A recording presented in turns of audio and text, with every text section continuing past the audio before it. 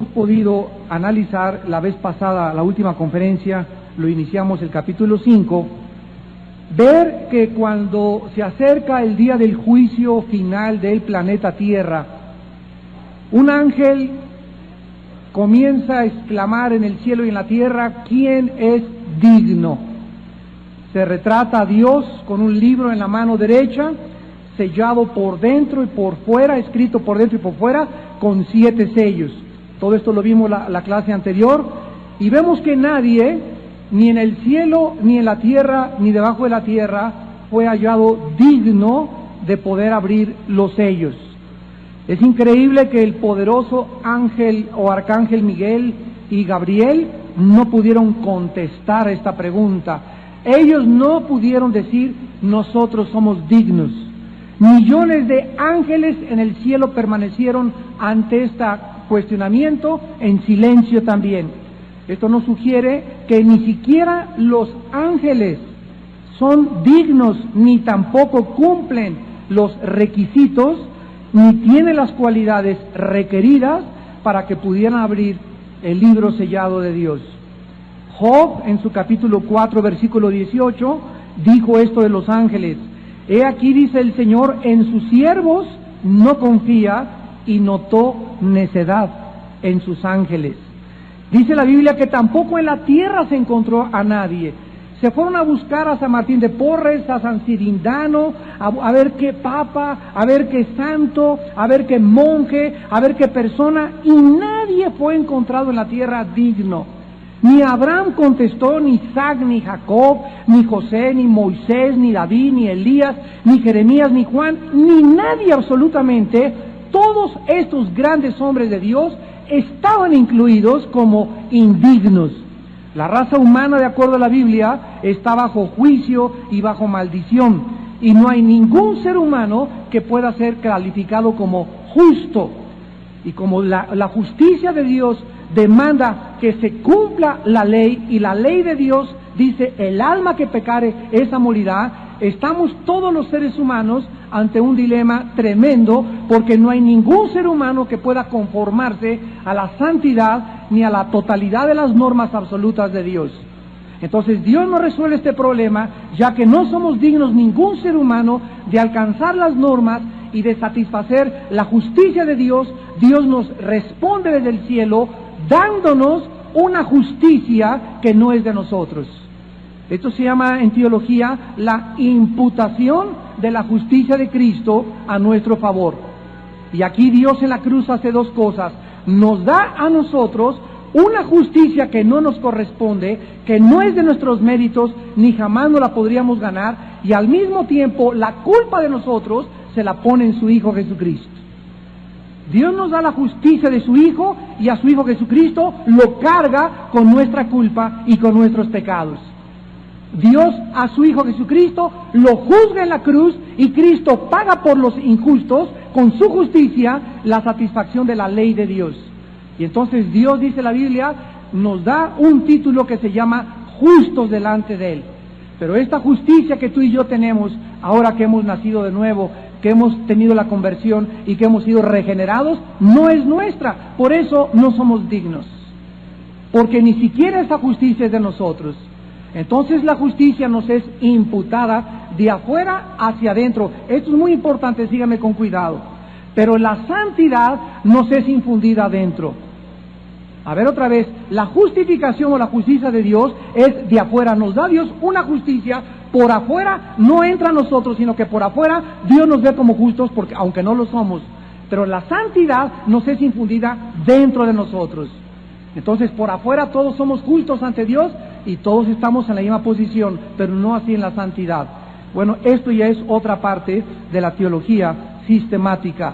Pero la Biblia dice en Romanos 3:23, por cuanto todos pecaron. Y en el original griego dice, por cuanto todos continúan pecando. Porque está en presente continuo en el original gramatical griego. Y estamos destituidos todos de la gloria de Dios. También dice aquí en Apocalipsis 5 que ni tampoco debajo de la tierra había nadie digno de poder abrir el sello.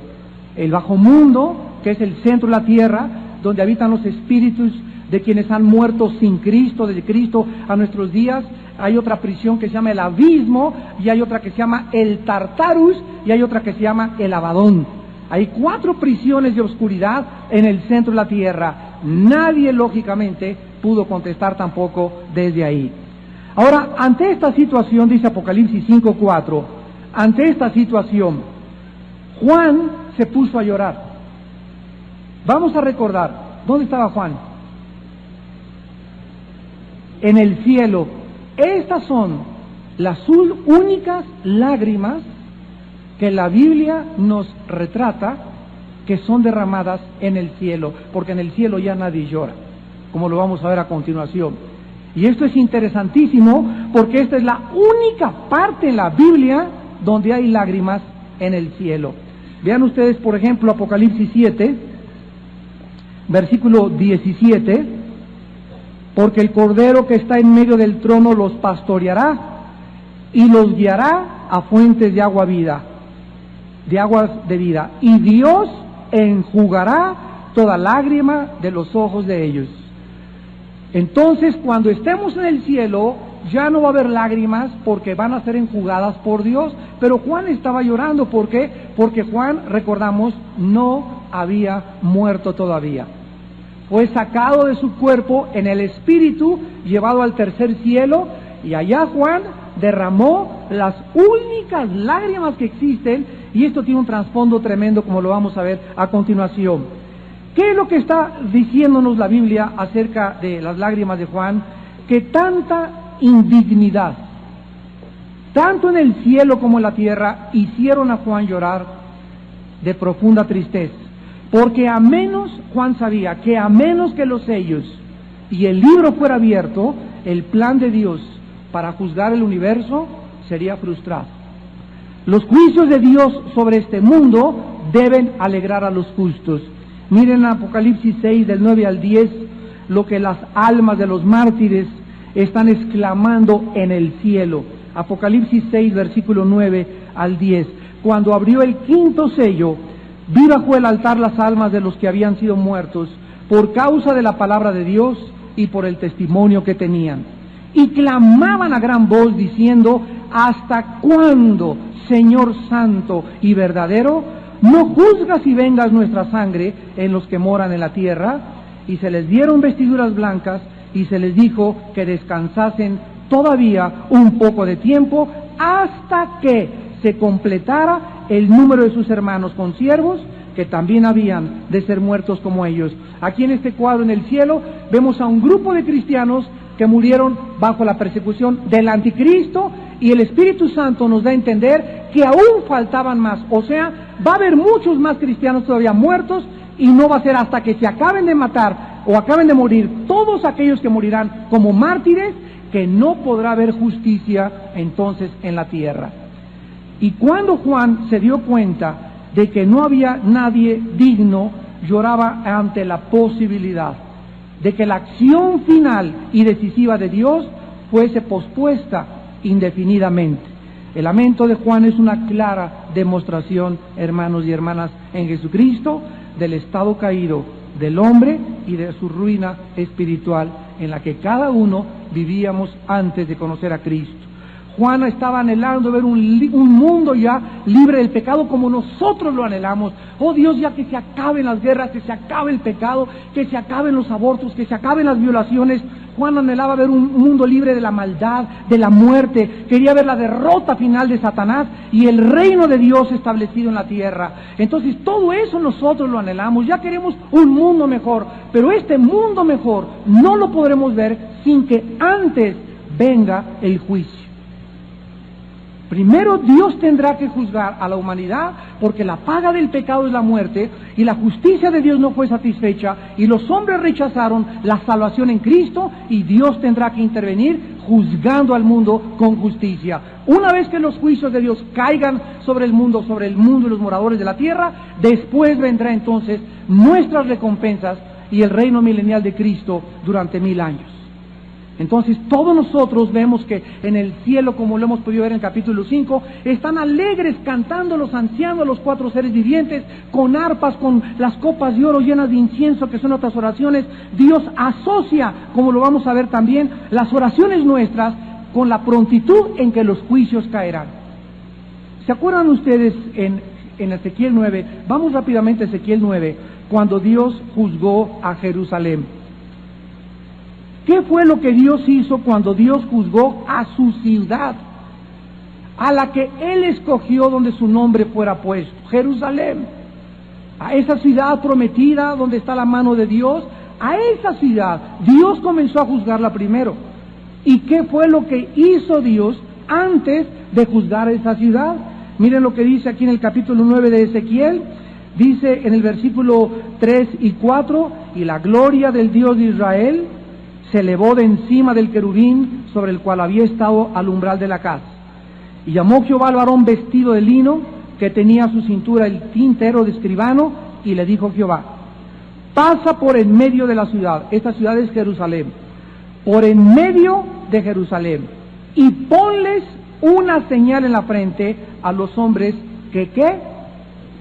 A los hombres que gimen y que claman a causa de todas las abominaciones que se hacen en medio. ¿Qué fue lo que hizo que Dios interviniera para juzgar a Jerusalén? Que había un remanente en Jerusalén llorando, clamando: oh Dios, líbranos, oh Jesús, ven, oh Padre Santo, mira cuánta degradación, cuántas niñas abortando, cuántas niñas violadas, cuántos abusos sexuales, cuánta pornografía. Todas estas cosas que en el mundo están aumentando, quiero preguntarte, ¿han puesto sobre tu vida una carga que te impelen, que te llevan, que te motivan a caer de rodillas, no sé, 2 o 3 veces a la semana, y a que derrames lágrimas de tristeza ante tanta maldad que hay, ante tanta desvergüenza, tanto cinismo, tanto narcotráfico, tantos asesinatos, tantos robos, tanta falsedad de la humanidad? ¿O eres una persona que te dices cristiana pero eres indiferente? Ves las noticias, ves esto y lo otro, pero nada, ya no te llega nada a tu casa. Solamente cuando te roban o cuando te tocan tus intereses, te pones a llorar. Pero tú no tienes un corazón sensible ante el pecado y el dolor de la humanidad. Cristo, cuando bajó al mundo, dice la Biblia, veía a las ovejas y las veía como ovejas sin pastor. Y les dijo: pídanle a mi Padre obreros para que envíe para la mies, porque la mies es mucha y los obreros poco. Cuando entró a Jerusalén, Jesús se llenó de lágrimas al ver ese espíritu del ser humano de ambición. Queremos que seas rey, queremos que tú gobiernes sobre nosotros, y nunca entendieron qué tristeza, qué insatisfacción, qué desánimo al haber tenido Jesús de haber pasado 3 años con toda esa multitud y nadie pudo comprender, ni los cabezones de sus discípulos que cenaron, comieron, viajaron con él, entendieron que él venía con otra misión. Cuánta incomprensión del mundo encontró Jesús cuando moría crucificado y veía que todos los que le seguían lo habían huido y moría solo entre el cielo y la tierra. Hasta su mismo Padre lo abandonó.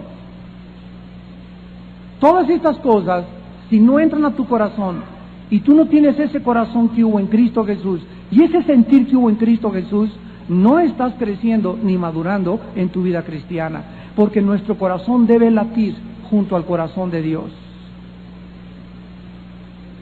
Nuestro corazón debe llorar cuando llora Dios. Nuestro corazón tiene que ser exactamente como decía la Biblia. David tenía el corazón de Dios. Sí cometió adulterio, sí cometió asesinato, porque está escrito aquí en las páginas de la Biblia, pero ante Dios no lo hizo porque sus pecados quedaron borrados por la sangre de Jesucristo. Pero todos traemos al pasado, es que el hermano en su pasado, la hermana en su pasado, el pasado es el pasado. Y tú no traigas ya tu pasado a tu presente, ya Dios no se acuerda de tus pecados pasados. Que no te impida tu pasado vivir para Dios. Pero tú tienes que levantarte y tú tienes que comprender que si tú quieres vivir realmente conforme al corazón de Dios, es porque David, aún después de sus pecados y arrepentido, latía su corazón junto al de Dios y lloraba y se entristecía y conocía todas las cosas que Dios amaba y aborrecía lo que Dios aborrecía. Si nosotros no tenemos ese corazón, estamos muy lejos todavía, verdaderamente, de poder ser llamados, conformados a la imagen de su Hijo Jesucristo. Vemos pues nosotros que Juan sabía, ¿verdad?, que el Mesías había muerto, la ciudad de Jerusalén estaba ya devastada, y ahora el pueblo judío masacrado y dispersado, la iglesia estaba atravesando persecución intensa, la iglesia, como vimos en los mensajes de Apocalipsis, 5 iglesias infectadas por el pecado, 5 iglesias de las 7 se les llama el arrepentimiento. Desde su perspectiva de Juan parecía que el mundo no tenía ya esperanza, no habría alguien, por eso lloraba Juan, no hay alguien que pueda cambiar esta situación. Oh Dios mío, si tú no juzgas al mundo, ¿cuántos años más van a pasar para que sigamos sufriendo? Pero la Biblia dice en el versículo 5, Apocalipsis 5, versículo 5, y uno de los ancianos me dijo, no llores, he aquí el león de la tribu de Judá, la raíz de David ha vencido para abrir el libro y desatar sus 7 sellos.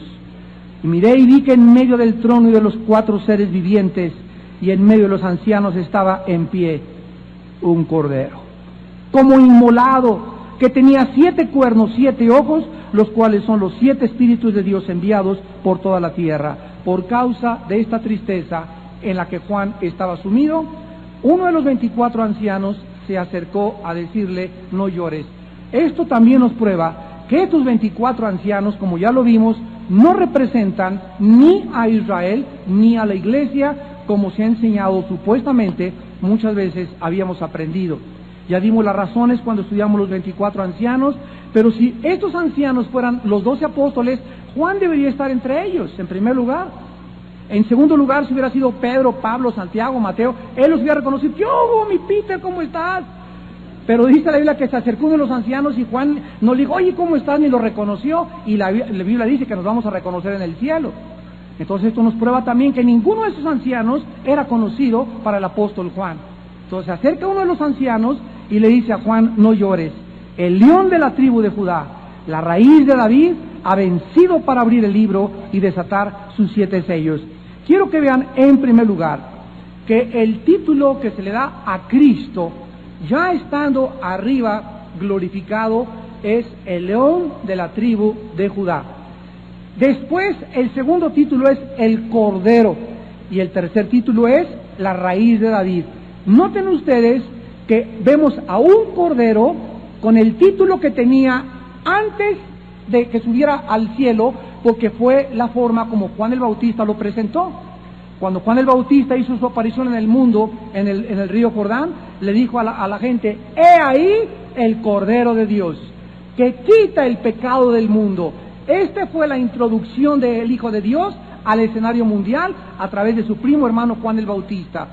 Juan lo presenta al mundo y no lo presenta, he ahí el Hijo de Dios, he ahí el Hijo del Hombre, he ahí el Rey de Reyes, señores, señores, he ahí el Mesías, he ahí el Salvador. El título que el Espíritu Santo le pone a Juan es el Cordero de Dios. ¿Por qué?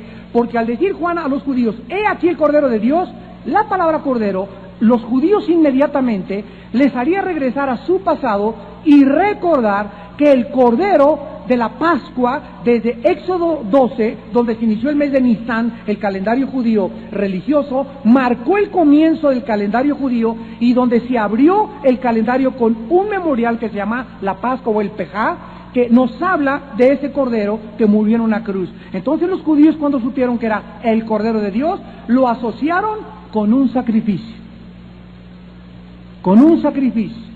O sea que cuando Juan dijo, he aquí el Cordero de Dios, estaba ese título marcando el destino del Hijo de Dios. Él era el sacrificio de Dios en nuestro lugar. Ahora, lo que me ha parecido interesantísimo es esto. Estaba yo en la mañana orando y meditando en este pasaje y yo veía a Jesús, primero lo introducen como el león de la tribu de Judá. Ahora, qué interesante que se nos diga en el cielo que Jesús es el león de la tribu de Judá, porque esto, el Apocalipsis, nos hace regresar y vayamos hasta Génesis 49. El título, el león de la tribu de Judá, nos hace que regresemos al primer libro de la Biblia.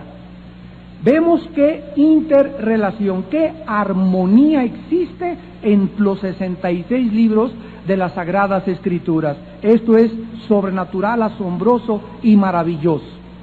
Cuando Jacob, Génesis 49, iba a morir reunió a todos sus 12 hijos y a cada uno de ellos, al darles la bendición, predijo, profetizó sobre cada uno de sus 12 hijos que formarían la nación de Israel o las tribus de Israel. Les profetizó a cada uno de ellos. Ya lo vimos cuando estudiamos en los patriarcas de Israel, vimos todas las profecías correspondientes a cada hijo. Les profetizó su destino, pero no solamente el destino de Rubén y de Simeón y de Judá y de etcétera, etcétera, sino también la profecía de sus descendientes. Y vimos también cuando estudiamos este pasaje en los patriarcas de Israel que la descendencia se comportó exactamente en la Biblia conforme a la profecía que se le dio a cada uno de los hijos. Veamos en Génesis 49 la profecía que se hizo acerca del Mesías en el versículo del 8 al 10. Se acerca, le toca ser bendecido a Judá y le dice Jacob, Judá. Recordemos que Judá significa alabanza, alabanza. Te alabarán tus hermanos, tu mano en la cerviz de tus enemigos. Los hijos de tu padre se inclinarán a ti. Cachorro de león, Judá. De la presa subiste, hijo mío, se encorvó, se echó como león, así como el león viejo, quien lo despertará, no será quitado el cetro de Judá, ni el legislador de entre sus pies, hasta que venga Silo. En el hebreo significa el enviado, que es un título del Mesías, y a él se congregarán los pueblos. Vemos pues que el título en Apocalipsis, el león de la tribu de Judá, está exactamente llevándonos o transportándonos al pasado y mostrándonos que esa profecía de Jacob se cumplió no cuando Cristo vino la primera vez, sino que Jacob habló de algo que pasaría hasta el fin, 2000 años, 3000 años, 4000 o 5000 años, 10000 años después de que él habló. Eso se cumpliría cuando Cristo venga por segunda vez a reinar y a rugir como un león y vengarse de sus enemigos. La frase el león de la tribu de Judá es una profecía pues de que de la tribu de Judá provendría algún día el Mesías como león. Ya no como el cordero, vendría como león a castigar y a establecer su reino milenial. Ahora recuerdan ustedes, antes de pasar adelante, que en el Antiguo Testamento Dios asignó el sacerdocio a un grupo de personas de una tribu y de una familia. De todas las tribus de Israel, Dios llamó a la tribu de Leví y le dijo a la tribu de Leví, ustedes van a ser, y nadie se meta, ni los de Rubén, ni los de... Cuidado, el que usurpe, tienen que ser de Leví los sacerdotes. Y además de que tienen que ser de una tribu de Leví, tienen que venir de la familia de Aarón. El hijo, el nieto, el bisnieto, el tataranieto, toda la descendencia de Aarón era la única calificada para poder ser y ejercer el sacerdocio levítico. Ahora bien, cuando Cristo muere en la cruz del Calvario, dicen Hebreos que el sacerdocio tuvo que ser cambiado. ¿Por qué? Porque ya no se podían seguir ofreciendo más sacrificios a través del sacerdocio de Leví, porque Cristo ofreció un sacrificio superior, mucho mejor que el sacrificio y los millones de sacrificios que ofrecieron a través de todos los animales muertos.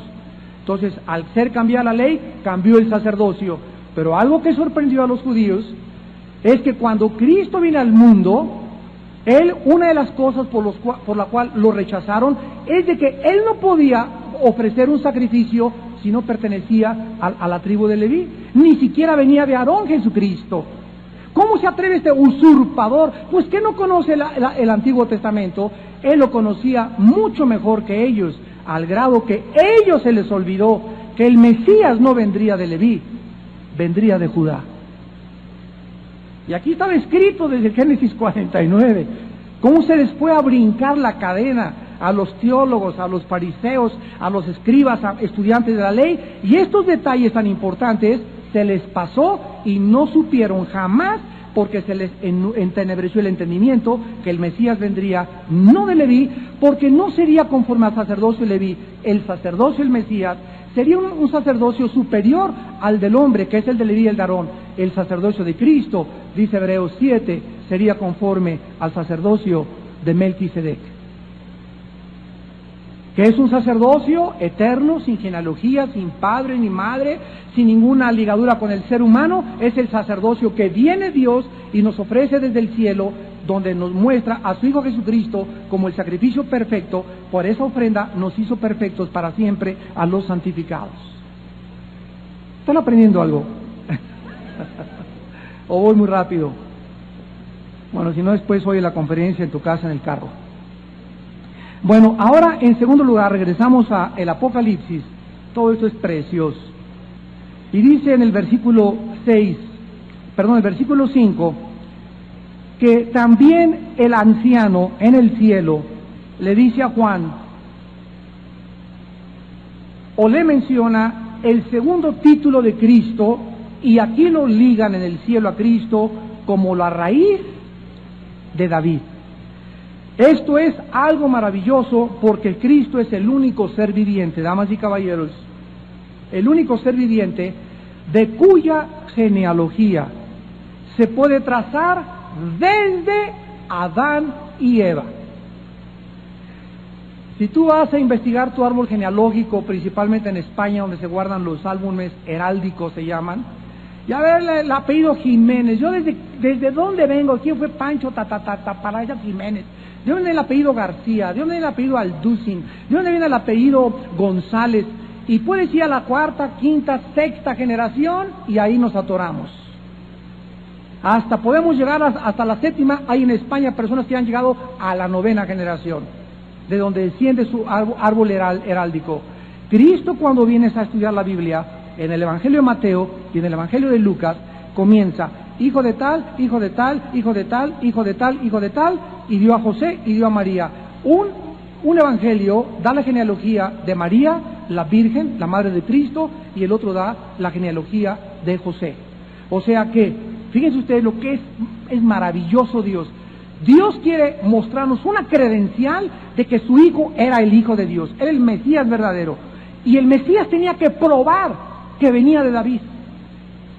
El Mesías tenía que demostrar que él ascendía en su genealogía de Noé, que descendía de Abraham, que descendía de toda la línea que Dios había escogido, que descendía de Judá. Entonces venimos a las genealogías y nos damos cuenta que María y José tenían forzosamente, para ser los padres del Hijo de Dios, que haber descendido, tanto José como María, de Salomón. Y Salomón, ¿verdad? Y de David. Luego David tuvo Salomón, y luego tuvo al otro hijo Natán, y José viene legalmente un hijo de Salomón, María viene de otro de Salomón, y los dos vienen del rey David. Entonces vemos de qué forma tan exacta, también a través de las genealogías, el Mesías tenía que cumplir con estas credenciales para ser el auténtico y verdadero señalado Hijo de Dios. Ahora, veamos esto en el Antiguo Testamento, en el libro de Isaías y en el libro de Jeremías. Vamos primero a Isaías 11 y veamos este título mesiánico, de dónde se deriva. 750 años antes de que Cristo naciera, el profeta Isaías profetizó lo siguiente. Isaías 11, versículo 1 y versículo 10. Saldrá una vara del tronco de Isaí. ¿Quién fue Isaí? El papá de David. Saldrá una vara del tronco de Isaí, y un vástago retoñará de sus raíces. Aquí este profeta está guiado por el Espíritu Santo diciendo que del padre de Isaí saldría una vara, que fue David, y después vendría un vástago que dice retoñaría. Esta palabra en el hebreo es resucitar, o volver otra vez a dar fruto. ¿De qué nos habla esto? De un árbol que fue cortado. ¿Quién es este árbol? Israel. Pero cuando el árbol fue cortado, quedó la raíz. Y la profecía es que ese tronco volvería otra vez a dar fruto. Y esa raíz volvió a dar fruto en Jesucristo. Cristo viene de la raíz, de la descendencia de Israel. Cristo fue judío, los primeros cristianos fueron judíos, la primera iglesia fue judía, para que se cumpliera la profecía que la salvación vendría de los judíos. Cristo nace de Israel, Israel es cortado, pero el tronco nos muestra que cuando queda la raíz, tiene otra vez oportunidad de volver a crecer como un árbol. Y esto es lo que el Espíritu Santo está usando como figura para ilustrarnos lo que sucedería con el nacimiento de Jesucristo. Ahora veamos el versículo 10 del mismo capítulo 11 de Isaías. Y dice: acontecerá en aquel tiempo que la raíz de Isaí, la cual estará puesta por pendón a los pueblos, será buscada por las gentes y su habitación será gloriosa. ¿Qué se está profetizando aquí? La venida a través de la descendencia de David del Mesías. Ahora veámoslo también en Jeremías, capítulo 23 y 33. También el profeta Jeremías habló respecto, guiado por el Espíritu de Dios. Dice Jeremías capítulo 23, versículos 5 y 6. He aquí que vienen días, dice Jehová, en que levantaré ¿a quién? A David. Miren cómo se llama al Mesías: renuevo justo. O sea, volverá a retoñar. Acuérdense que cuando David murió, ¿qué sucedió? Salomón ocupó el trono. Y muere Salomón, y mujeriego, borracho, parrandero y jugador. Acaba con el reino y se divide el reino de Israel en dos, en Jeroboam y Robán sus hijos, y sigue una línea de reyes maldosos, el 80% fueron malos, etcétera, etcétera, hasta el año 606, en que son hechos cautivos por el rey de Babilonia, Nabucodonosor, y se acaba desde hace 2600 años. Israel terminó con Dios, terminó como Estado, terminó como el pueblo de Dios, y hasta 1948, cuando recobraron su independencia y la nación nació en un solo día, volvió otra vez a Israel a figurar dentro de los planes de Dios como un aviso a las naciones que comenzaba a retoñar la higuera, que comienza esta ciudad a levantarse, que los huesos secos de Isaías 37 se comienzan a juntar, y lo único que les falta es la vida, el soplo del Espíritu Santo, para que todo Israel sea salvo. Entonces todo esto está aconteciendo delante de nuestros ojos. He aquí levantaré un renuevo justo y reinará como rey, el cual será dichoso y hará justicia y juicio en la tierra. Esto no lo hizo el Mesías en su primera venida. Él murió crucificado, despreciado y desechado entre los hombres. Los judíos se equivocaron, no sabían ni de qué tribu iba a venir, no sabían que primero tenía que venir a sufrir, lo crucificaron y dijeron: este no puede ser el Salvador, estamos esperando que alguien venga, nos libere del pueblo romano, del yugo romano. Este hombre, ¿por qué no usa su poder? Si eres el Cristo, bájate la cruz, usa tu poder, desclávate. Pues no, que tú resucitaste a Lázaro y que caminaste sobre el agua, entonces ¿por qué nos dejas así? Y confundió la sabiduría de Dios, la sabiduría de los hombres. Porque escrito está: destruiré la sabiduría de los hombres y desecharé el entendimiento de los entendidos. Porque lo necio del mundo escogió Dios para avergonzar a los sabios, y lo débil del mundo escogió Dios para avergonzar a los fuertes, y lo vil y lo menospreciado escogió Dios para deshacer lo que no es, a fin de que nadie se jacte en su presencia. 1 Corintios 1, 25 al 28. Entonces, regresamos a Apocalipsis. Estos dos títulos tenían que estar relacionados, porque el cielo da testimonio de que ese hombre, el Cordero, Jesús, es realmente el Hijo de Dios. Y si alguien tenía dudas, en el cielo las criaturas criadas por Dios dan testimonio que Él es el león y Él es la raíz.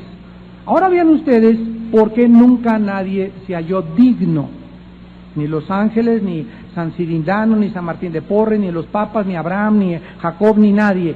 Dice aquí el versículo 5, el león de la tribu de Judá, la raíz de David, ha vencido. Ha vencido para abrir el libro y desatar sus 7 sellos. Cuando Dios envió a Cristo aquí al mundo, Cristo, esto es muy importante, Cristo pudo solamente haber venido al mundo, mis nenes, peace and love, Confucio vino y les dio la regla de oro, Buda, un hombre buscó la causa del sufrimiento, y todos los grandes hombres han venido a darles un ejemplo a los hombres, pero Cristo viene y no queda solamente en su vida perfecta y justa, sin pecado, sino que tenía que abrir los brazos en una cruz y tenía que ser sacrificado. ¿Por qué antes de la cruz del Calvario tuvo que vivir una vida justa? Porque antes, lo vimos ya en una clase, antes de que Él abriera sus brazos en la cruz y pudiera ser aceptado por el Padre como el perfecto sacrificio, su vida en la tierra tenía que demostrar que Él era el perfecto sacrificio y que ese hombre había cumplido absoluta, total y satisfactoriamente la ley de Dios. Porque ni tú ni yo cumplimos la ley de Dios. Desde que Dios le dio los 10 mandamientos a Moisés, no hay ningún ser humano que haya cumplido los 10 mandamientos. ¿Por qué? Porque somos incapaces, somos inhábiles de cumplir las demandas justas de Dios. Entonces Dios, las maravillas del Evangelio es esto. Las buenas noticias es que Dios en nuestro lugar cumple la ley en su Hijo Jesucristo. Y Dios en nuestro lugar paga nuestra culpabilidad y le pone nuestra culpabilidad a su Hijo Jesucristo en la cruz. Y una vez que el Hijo de Dios toma tu culpa y mi culpa, tus pecados y mis pecados, Dios la justicia de Cristo nos las da a nosotros y la culpa de nosotros se la pone a Él. Esto es un intercambio que hubo entre el justo y los injustos. Y todo esto Dios lo resuelve a través de la justicia de su Hijo Jesucristo. Entonces, como nadie pudo vencer en la cruz, ni nadie pudo vivir la vida de Cristo, los ángeles no podían venir a salvarnos, porque para el Salvador tenía que identificarse con la raza humana. Y los ángeles son criaturas especiales que no fueron creadas para vivir en esta tierra, sino en el ámbito espiritual. Entonces, todas estas condiciones, toda esta logística, tenía que llevarse a cabo, todo este mecanismo tenía que cumplirse para que entendiésemos nosotros qué es lo que significa la muerte de Cristo en la cruz. Muchos de ustedes saben que Cristo murió en la cruz, pero muy pocos de ustedes saben por qué murió en la cruz. Y cuando queremos contestar por qué murió en la cruz, nos introducimos al mundo de la teología. La teología es el estudio de Dios, el estudio de la mente de Dios, y la teología es la disciplina intelectual, filosófica, mental y espiritual más grande y el desafío más grande a la mente humana que existe, para que cualquier persona que le interese y le guste el estudio y meterse profundamente en un libro, no hay comparación como la Biblia, porque ni 500 años nos bastarían para poder nosotros comprender todos los misterios de Dios. Yo todos los días, salgo con todo mi corazón, todos los días me asombro, todos los días en la mañana cuando tengo tiempo con Dios, paso mi devoción, siempre le digo, oh Dios, asómbrame, muéstrame, revélame algo, y hay cristianos que, ya lo sabía, hay verdades que ya en ti ya no se prende, como los discípulos en el camino de Maús, que dice, cuando nos comenzó a hablar, sentimos que un fuego quemaba nuestro corazón. Así tú tienes que sentir cuando tienes comunión con Dios en la mañana, temprano y devocional con Dios, que un fuego te quema, que sientes, que lo entiendes, que lo puedes percibir. ¿Por qué? Porque el Espíritu Santo te está revelando las maravillas del corazón y la profundidad de la mente de Dios. Ahora dice el versículo 6, Apocalipsis 5:6, que entonces Juan, habiendo entendido que la persona o el ser que abriera los sellos y que tuviera el derecho de juzgar al mundo, porque ya vimos que en la clase pasada que el libro contiene los 6 sellos, las 7 trompetas y las 7 copas, tenía que haber vencido. Ahora, Cristo venció 3 cosas. ¿Se acuerdan ustedes que Jesús dijo, en el mundo tendréis aflicción? En el mundo van a sentir ustedes así, se van a sentir así apretados, y Dios mío, y las guerras, y el hambre, y todo. Y dice, la palabra aflicción, tilipsis, en el griego significa bajo presión, o como que te amarran y te aprietan. Dice, en el mundo ustedes van a sentir que el mundo los aprieta. Pero en el lugar de que se sientan apretados, ustedes tienen que reaccionar y decir, tú no tienes ninguna influencia en mí. ¡Yo soy libre! ¿Y qué es lo que nos hace impedir, o qué es lo que nos hace reaccionar a que el mundo está controlado por Satanás, y el sistema del mundo tiene un propósito: a sentirnos apretados, acorralados, desanimados, fracasados, que estamos en un rincón, que ya no hay salida, ya no puedo casarme, ya no creo en ningún hombre, porque los 3 con que me he casado me maltrataron. Claro que hay un hombre, pero te casaste con 3 misógenos, te casaste con 3 rotoquintopateros, te casaste con 3 que no valen la pena, porque te casaste 3 veces fuera de la voluntad de Dios. Pero si tú entras a la voluntad de Dios, vas a encontrar que hay hombres que valgan la pena, hay mujeres que valgan la pena, pero te ha ido en la vida como te ha ido por tus pecados, porque no has querido obedecer a Dios. Pero cuando nosotros no permitimos que el mundo nos apriete, ni, ay, ya no, para qué lucho, ay, todo es igual, y todas las viejas son igual, y todos los hombres son los gandallas, ya nunca voy a fracasar, nunca voy a subir nada, y ya aborté, y ya Dios no me puede perdonar. Y si sentimos que nos aprieta el mundo y no reaccionamos, porque mayor es el que está dentro de nosotros que el que nos está apretando, te desanimas. Te desanimas. ¿Por qué? Porque somos incapaces de aguantar tanta presión.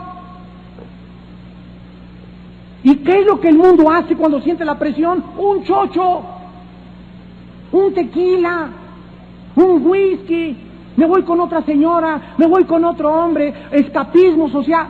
El mundo busca un anestésico. Es tan cruda la realidad de enfrentar al mundo en sus 5 sentidos que necesita el ser humano buscar algo, y nosotros fuimos entregados a Cristo y Cristo a nosotros para que Él sea nuestra fortaleza en el tiempo de nuestra angustia, para que tú descubras que es real. Pero hay muchos de ustedes, amados cristianos, que se sienten así y no creen que hay consuelo en Cristo, no creen que hay consuelo en Dios, y por eso se aplastan, se desaniman y caen otra vez su toque de mota, su pericazo, trago de coca, trago de whisky, un chocho, pastillas tranquilizantes, sexo, porque no crees realmente. Te eres cristiano, pero no crees que es verdad esto. No lo has vivido, lo has oído, lo has aceptado intelectualmente, pero no es una forma parte de tu vivir diario. Y esto es lo que te hace vivir tan fracasado: tu incredulidad, de no creer que sí hay una salida. Prueba la próxima vez que te sientas así, que ya no puedes, cae de rodillas. Filipenses 4, 6 y 7. Por nada estén afanosos. Ahí está. Por nada, la palabra afán es por nada se sientan bajo neurosis. No llegues a la neurosis, no llegues a la ansiedad, no llegues a que los problemas se acumulen y te sientas explotar y ya quieras correr y aventar la toalla y ya no hacer nada en la vida. Si tú llegas a ese momento es porque los días anteriores, las semanas anteriores, has vivido lejos, te has separado de la Biblia, no has tenido una vida de oración, no te has juntado con cristianos, y es lógico que llegues a ese momento, porque el mundo es a donde nos quiere llevar. Ahí nos quiere llevar el mundo, a que nos sintamos derrotados, que no servimos y perdemos nuestra identidad, y tenemos una riqueza y una herencia inmensa y profunda en la obra de Cristo en la cruz del Calvario. Por nada estés afanoso, dice Filipenses, si no sean conocidas tus peticiones delante de Dios. Cae de rodillas: Padre Santo, ya no aguanto, Señor. Ya, Señor, por favor, esto, oh Dios mío, mira a mi hijo, Padre, no, mi esposo no cambia, Padre, mira el mundo, tal. Y sean conocidas, dale a conocer a Dios lo que sientes. Él quiere que se lo expreses, porque el momento, aunque Él sepa lo que tú sientes, Él quiere que lo expreses, porque nuestra expresión es una manifestación de que creemos que nos oye. ¿Qué es la oración? Dios sabe nuestros pensamientos, ya sabe nuestras necesidades. ¿Por qué nos manda a orar sin cesar? Porque es la forma de evidenciar que realmente creemos que nos oye. Y sin fe es imposible. Entonces, una vez que le das a Dios a conocer tus peticiones, la paz de Dios, que sobrepasa todo pensamiento, guardará vuestros pensamientos y vuestros corazones en Cristo Jesús. Tú tienes, cristiano que me escuchas, ya llegar en tu vida a esta universidad de Dios, donde tú ya estás experimentando, y no, ay pastor, ore por mí, ay pastor, y comienzas a cambiar lo que Dios puede hacer en tu pastor. Está bien que tú vengas y yo te puedo decir, mira, este es el camino, pero yo no soy Dios. Nunca recibirás de un pastor, ni de ningún hombre, ni de ninguna mujer, lo que directamente tienes que recibir de Dios.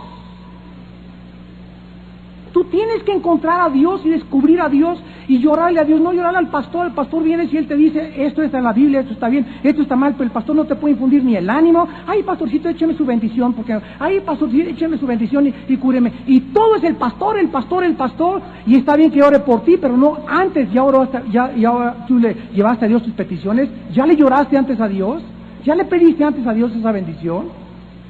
¿O crees que un hombre o crees que una mujer son los que van a resolver tus problemas? Cuando confiamos en algún ser humano para satisfacer nuestras necesidades más íntimas de nuestra alma, hemos levantado un ídolo en nuestra vida.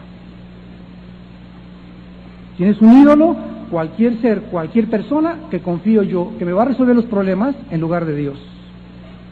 Cuando crees que tu situación que estás atravesando es por causa de tu vieja, por causa de tu viejo, por causa de que en la iglesia no hay amor, por causa de esto, cuando cualquier ser humano le echa la culpa de su vaciedad, de su frustración, de su pecado, de su soledad, a cualquier ser humano, es porque él había puesto ídolos enfrente de su vida. Ni tu esposo, ni la mejor esposa, ni tus mejores padres, ni tus mejores hijos te podrán dar solo lo que viene de Cristo Jesús. Y ese es el problema de tantos cristianos amargados y tirados que han puesto su confianza en hombres. Los hombres los han desilusionado y ellos se desilusionaron juntamente con aquellos que los desilusionaron. Dice la Biblia para terminar, entonces, en medio del trono y de los 4 seres vivientes, y en medio de los ancianos, estaba de pie un cordero como inmolado, con 7 cuernos y 7 ojos, los cuales son los 7 espíritus de Dios enviados por toda la tierra. Y vino y tomó el libro de la mano derecha del que estaba sentado en el trono. Y cuando hubo tomado el libro, los 4 seres vivientes, vean ustedes el orden, primero siempre son los 4 seres vivientes, después, como ya vimos, le siguen los 24 ancianos, se postraron delante del cordero. Todos tenían arpas y copas de oro llenas de incienso, que son las oraciones de los santos. Vemos nosotros que el Cordero es mostrado en el cielo, en el estado en el que él estaba antes de subir glorificado. Miren ustedes los pasos. Primero Cristo viene como un Cordero. Primero como el ángel de Jehová en el Antiguo Testamento. Después aparece y se encarna a través de María como el Hijo de Dios, el Hijo del Hombre, como un Cordero y muere en la cruz. Después resucita, es glorificado y baja a Patmos, donde está Juan, y se presenta a Juan en el capítulo 1, ya no como un cordero. Juan lo ve glorificado, sus ojos llama de fuego, su pelo blanco como la nieve, un cinturón de oro, un vestido blanco que le cubría los pies como bronce refulgente, lo ve listo para juzgar a la iglesia. Viene el juicio de las iglesias, el llamado al arrepentimiento y el dicho, el que tenga oídos, oiga. Y el que venza se sentará conmigo en el trono. Y acaba todo este panorama y es presentado ahora en el cielo, pero ya no está en el cielo con ojos, llama de fuego, con pies, sino que Juan lo ve inmolado como lo vimos nosotros aquí abajo en la tierra. ¿Por qué? Porque es la figura de Cristo inmolado lo que lo hace el vencedor, lo que le da el derecho de juzgar al mundo, de recordarnos a nosotros que Cristo allá en el cielo está sentado a la diestra de Dios, porque Él fue la persona que venció el pecado, venció el mundo y venció a Satanás. Y les dije yo que dice en Juan 16, en el mundo tendrán aflicción, pero confíen, yo he vencido al mundo. Yo estaba platicando ahorita con los pastores que en la junta que tenemos los martes, y le estaba compartiendo, Cristo nos dice, mira Armando, yo vencí las tentaciones sexuales. Ah, sí, Cristo también tuvo tentaciones sexuales, las tuvo. Vencí las tentaciones del dinero, del poder, de la fama, de la popularidad. Yo tenía que ser semejante a ustedes en todo y ser tentado en todo semejante a ustedes. Tenía que vencer el sistema del mundo y tenía que vencer a Satanás y tenía que vencer al pecado en la cruz. Ahora, si yo sé que mi maestro venció en el mundo y yo me siento incapacitado para poder vencer las tentaciones, yo les decía a los pastores hace unos momentos, una de las cosas que nos dan a nosotros la victoria sobre las mujeres. es comenzar los varones a educar nuestros ojos y nuestra mente. Si tú logras, o a tus ojos, no veo esa muchacha con el ombligo de fuera, y no veo ese programa de televisión, y le cambio, y no veo esta revista, y comenzamos a educar nuestros ojos, el segundo paso es que nuestra mente va a comenzar a ser fortalecida para que yo recuerde algo. Yo les decía también hoy en la tarde a los pastores, hace mucho tiempo tuve el privilegio de estar 2 días con el doctor Billy Graham en Acapulco. Él me invitó después de que vino aquí a predicar y estuvimos en la oficina del expresidente López Portillo. Yo fui su traductor de él ante el presidente en Los Pinos, y después me invitó a Acapulco 2 días ahí en su condominio, y estaba sentado en la alberca, y anoche le dije a mi esposa, ¿sabe lo que me dijo Billy Graham? Me vino a la mente ahorita. Me dijo, Armando, siempre como una lanza me entró en mi corazón. Me dijo, Armando, siempre que veas a una mujer que no es tu esposa, estás deshonrando a tu esposa. Le estás robando la honra a tu esposa. Con solo mirar a una mujer que no sea tu mujer. Y Dios te está viendo. Y Dios quiere tu corazón. Y eso fue una lanza que me atravesó así de lado a lado. Jamás, jamás, jamás he olvidado esas palabras de este hombre de Dios. No necesitas acostarte con una mujer ni con un hombre. Basta con desear una mujer o un hombre que no sea tu esposa o tu marido, o si no estás casada, querer con un muchacho, tener relaciones sexuales para que tú estés deshonrando. Y me dice, cuando tú deshonras a tu esposa, le estás robando la honra que Dios le da. Porque dice en 1 Pedro 3, tratar a vuestras mujeres como vasos frágiles, dándoles honor. Esa palabra dándoles honor significa dándoles el valor o la honra que Dios les da a las mujeres. Si queremos nosotros verdaderamente ser hombres de Dios y llegar y vencer, tenemos que recordar eso. Me dice Cristo, Armando, tu parte es no veas. No veas. Comienza ya a cerrar, a no ver, y te vas a dar cuenta que sí puedes. Tu problema no son las mujeres o el sexo, la pornografía, la comida. No veas los tamales oaxaqueños. No vayas y ¿qué tiene de postre? No pases por la panadería del Globo y a ver qué cuernitos hay. Porque te estás, es como tentar a Dios. Tenemos que comenzar a imponernos dentro de nosotros mismos una disciplina. Termina Pablo diciendo en 1 Corintios 9, 25 al 27, golpeo mi cuerpo y lo pongo en servidumbre. No sea que, habiendo sido heraldo de muchos, yo sea eliminado.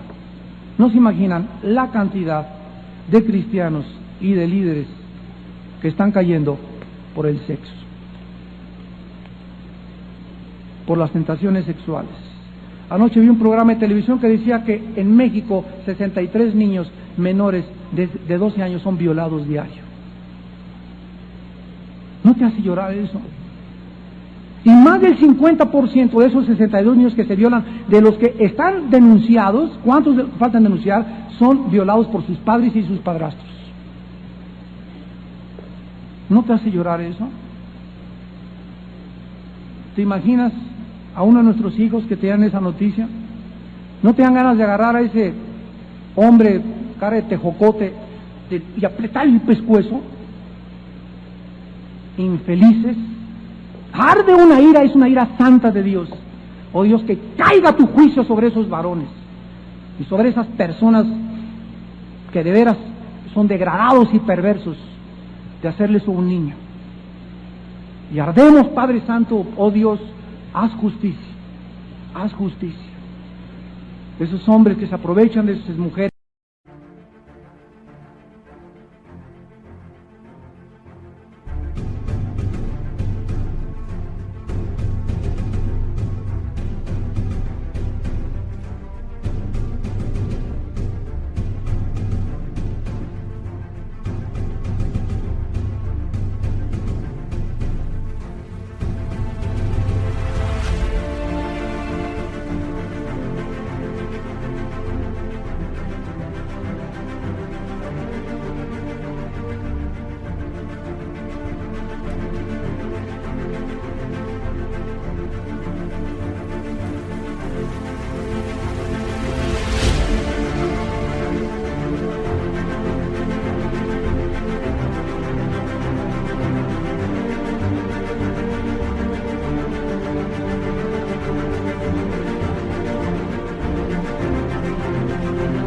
y que las abusan de ellas y que las golpean y que las tratan como si fueran sus sirvientas. ¡Oh Dios, haz justicia!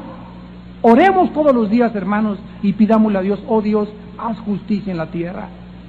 Y esto acelerará la venida del león de la tribu de Judá.